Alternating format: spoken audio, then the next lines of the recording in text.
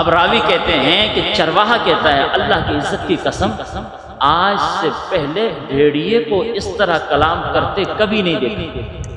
قربان جاؤں مصطفیٰ کی عظمت اور شان پر، بھیڑیے آگے سے کہنے لگا اے بندے خدا اتنا بڑا تعجب میرے کلام پہ، اس تو وڈی گل دساں اند دسو اند او جڑے دو پہاڑ اندر نخلستان ہے نا کھجوراں دا باغ ہے، اتھے ایک بندہ آیا ہے،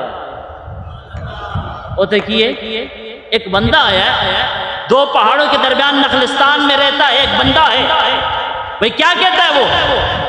بھیڑیے نے کہا اس نخلستان میں ایک بندہ بیٹھا ہے، وہ تمہیں ماضی کی خبریں بھی دیتا ہے، قیامت تک آنے والی باتیں بھی بتا دیتا ہے، اور وہ آخری نبی ہے۔ اور تعجب ہوا، اس چرواہے نے سے کہا اس نے کہ جا کر اگر یقین نہیں تو دیکھ لے۔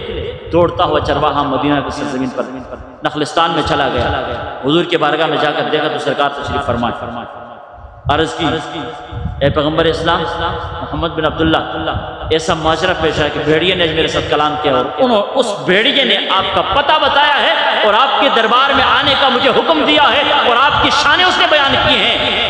آنے والے کی بات سن کر بھیڑیے کی بات کی مصطفیٰ کریم نے خود تصدیق فرمائی ہے۔